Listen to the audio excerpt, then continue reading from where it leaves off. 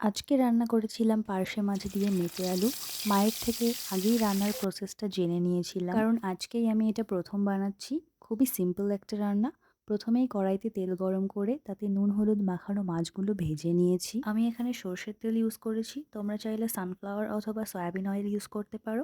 মাছগুলো ভেজে তুলে নেওয়ার পর ওই তেলেই একটু জিরা আর কাঁচা লঙ্কা ফোড়ন দিয়ে তাতে টমেটো কুচি, স্বাদমতো নুন, পরিমাণ মতো হলুদ দিয়ে ভালোভাবে নাড়াচাড়া করে নিচ্ছি। এরপর কেটে রাখা আলুগুলো দিয়ে সবকিছু ভালোভাবে মিক্সড করে নিলাম।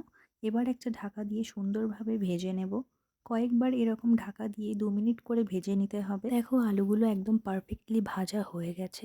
এবার একটু নাড়াচাড়া করে এতে পরিমাণ মতো জল দিয়ে ১০ মিনিট ঢাকা দিয়ে ফোটাতে হবে যাতে আলুগুলো খুব ভালোভাবে সেদ্ধ হয়ে যায়। মাঝে মাঝে ঢাকাটা তুলে একটু চেক করে নিচ্ছিলাম আলুগুলো ঠিকমতো সেদ্ধ হয়েছে কিনা।